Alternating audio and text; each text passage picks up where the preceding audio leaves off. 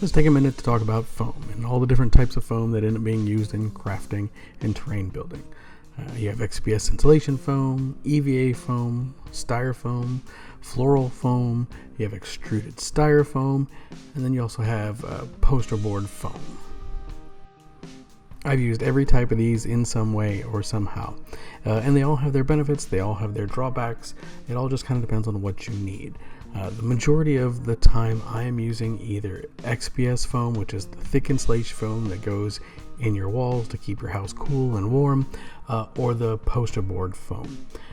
What I'm cutting today is the floral foam, and floral foam is hard to work with because it's that rough texture. It shreds. It's not the greatest in the world, but the biggest issue is that it's not a smooth texture.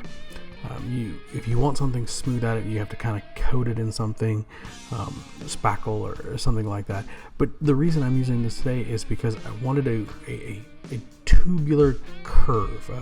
I'm making what eventually would be like a very large tusk, and to make that out of the normal things that I use, like XPS foam, would be practically impossible. I would spend my entire afternoon just cutting little circles and then slowly shaping them. This stuff is much easier to get the shape that I need. It just means that I will have to do other stuff with it later to get the texture that I really want.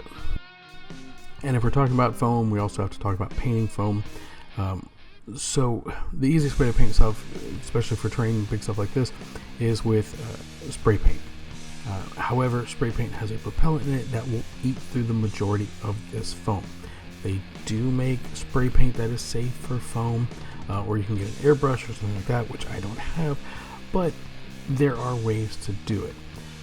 If you are going to use spray paint, you are going to have to cover your foam in some kind of protective layer.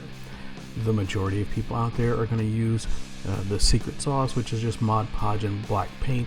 The black paint isn't really necessary, but it creates nice shadows, so therefore you don't have to go back and do it yourself anyways.